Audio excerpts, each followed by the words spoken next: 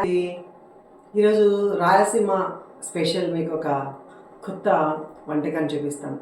రోజు దేవుడివి మంచి మాటలు చెప్పి మీకు బోరు కొడుతుంది కదా, డిఫరెంట్గా వెళ్ళిపోదాం. రాయలసీమ అనపగింజల కూర ఎలా చేద్దామో చూద్దాం. ఇప్పుడు దీనికి కావాల్సిన వస్తువులు ఏంటంటే అనపగింజలు అండి. దీన్ని అంటే చాలామందికి తెలియదు.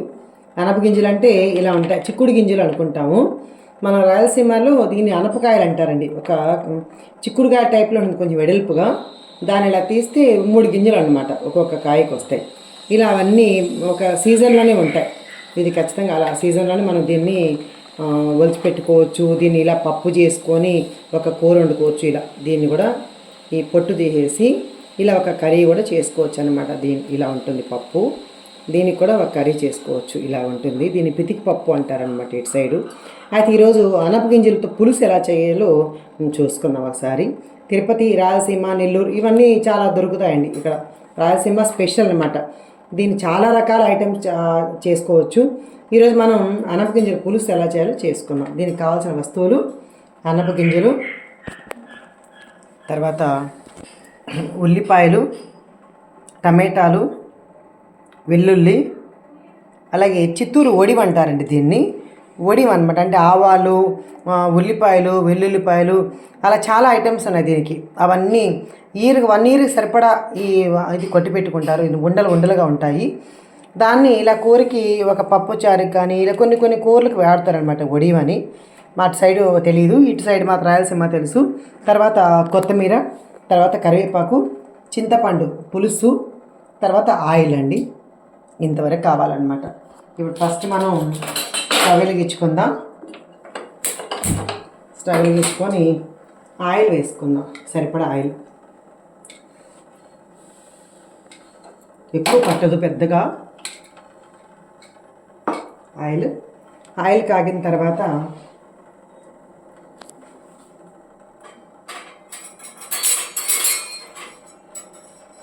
వడియం వేయాలండి. ఈ వడియంతో చాలా స్మెల్ వస్తుంది అనమాట కూర. ఒక పప్పు కూర కావచ్చు, కొన్ని కూరలు చాలా అద్భుతంగా ఉంటుంది అన్నమాట ఈ వడియం.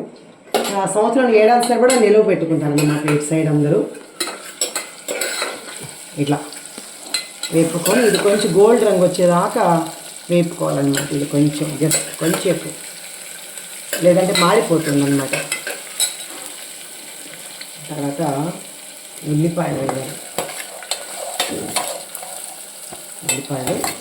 ఇంకా వెల్లుల్లిపాయలు ఇలా చిన్న ముక్కలు ఉంటే చాలా వస్తాయన్నమాట. అంటే కూరలు మనం చక్కగా తినచ్చు కదా, ఇట్లా వస్తాయి.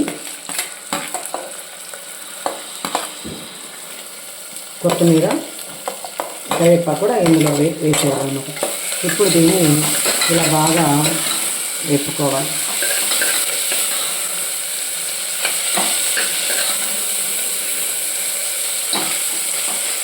దీన్ని అనపగింజల కూరని సేమ్ ప్రాసెస్లో పచ్చిమిరపకాయలు వేసేసి, అప్పుడు అనపగింజలు అని చెప్పించాను కదా, అవి కూడా వేసేసి కుక్కర్ పెట్టేసి కొన్ని చింతపండు అందులో వేసేసి ఉడికిన తర్వాత మళ్ళీ మనం పప్పు ఎలా మెదుపుకుంటామో అలా మెదుపుకుంటాం. అది అనపగింజల పులిహోర అంటారండి ఇటు సైడ్.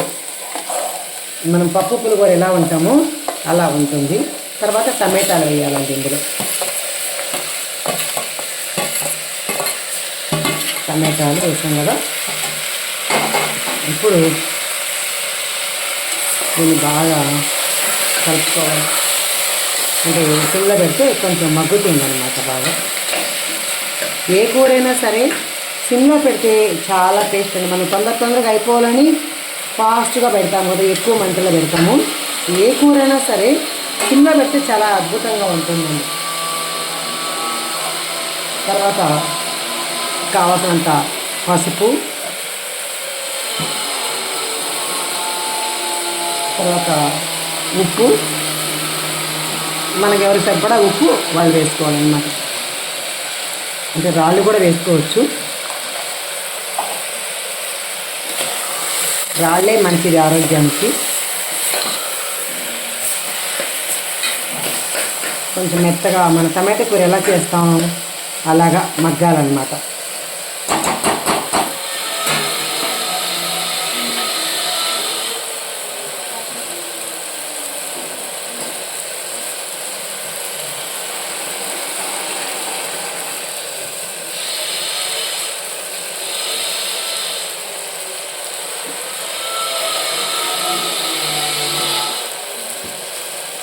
ఇప్పుడు కారం, ఇది కూడా మన కృష్ణా జిల్లా కారమేనండి. ఇటు కారం వేరుగా ఉంటుంది.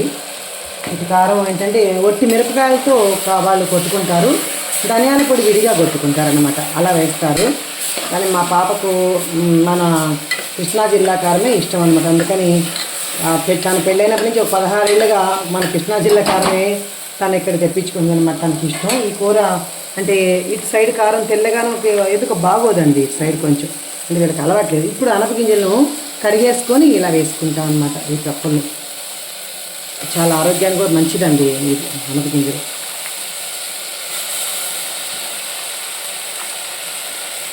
దీంట్లో మామిడికాయ వేసుకోవచ్చు, పులుపుకి చింతకాయలు వేసుకోవచ్చు. చింతకాయలు వేసుకుంటారు ఇటు సైడ్ బాగా, పచ్చి చింతకాయలని చక్కగా వేసుకుంటారండి. పచ్చి చింతకాయలు ఉడికించేసి ఆ రసం పోసుకుంటారు. చాలా చింతపండు కంటే కూడా ఇంకా రుచిగా ఉంటుంది, బాగుంటుంది.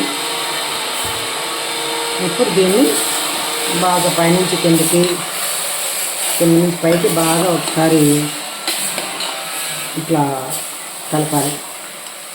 మనకు చింతపండు పులుసు వేసేటప్పటికి ఒక ఐడియా వస్తుంది కారానికి.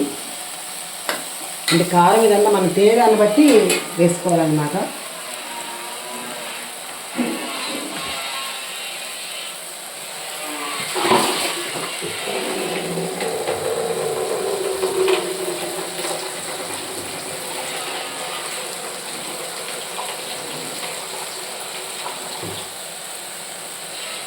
బాగా సిమ్లోనే కొంతసేపు పచ్చి వాసన అంతా పోయేదాకా మగ్గాలండి. ఈ పచ్చి వాసన అంతా చూడండి ఎంత బాగుంది, కలర్ఫుల్గా బాగుంది కదా. ఈ పచ్చి వాసన అంతా పోవాలన్నమాట. ఎందుకంటే పచ్చి గింజలు కదా, ఇది ఎండు గింజలు కూడా నానబెట్టి కూర చేసుకుంటారండి. సేమ్ ఇలాగే బొబ్బర్లు కూడా చేసుకుంటారు. దీన్ని అలసందలు అంటారు ఇటు సైడు. మనకు అటుపక్కేమో గోదావరి, కృష్ణ అంతా మనం దాన్ని బొబ్బర్లు అంటాము. అలా ఎండిపోయిన గింజలు కూడా నానబెట్టుకొని చేసుకుంటాం కదా. ఇక్కడ పచ్చివి దొరుకుతాయండి ఎక్కువ బాగా. అందుకని ఇలాగే సేమ్ ప్రాసెస్లో అలసందల కూర కూడా పులుసు చేసుకుంటాం అనమాట. ఇప్పుడు కొంచెం వేగింది కదా, ఇప్పుడు చింతపండు పులుసు పోయాలండి. ఇదిగో పులుసు పోసి మిగిలినప్పుడు వాటర్ వేయాలన్నమాట. చూసుకొని తగినట్టు వాటర్ వేసుకోవాలి. ఇప్పుడు మనకి ఎలా వచ్చింది, కారం సరిపోతుందా లేదా కానీ మనం జస్ట్ చూసుకుంటాం. సరిపోయింది. ఇప్పుడు మనం కుక్కర్ మూత పెట్టాలి కొంచెం.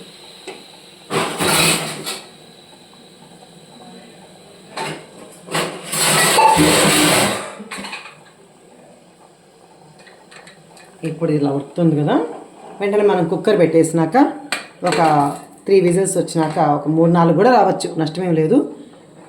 ఇంకా అంతే, విజిల్ వచ్చిన తర్వాత దీన్ని దింపేసుకోవడం. ఇప్పుడు ఇందాక కుక్కర్ మూత పెట్టాం కదా, ఇప్పుడు విజిల్ వచ్చేసిందండి. ఇదిగో విజిల్ వచ్చేసింది.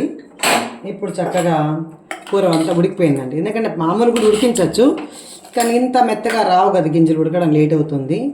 అందుకోసం నేను ఇట్లా చేసి కుక్కర్ మూత పెట్టేస్తే ఒక 5 నిమిషాల్లో కూర అయిపోతుందండి. ఇదిగోండి రెడీ అండి. ఇప్పుడు అన్నీ చక్కగా సరిపోయినాయి.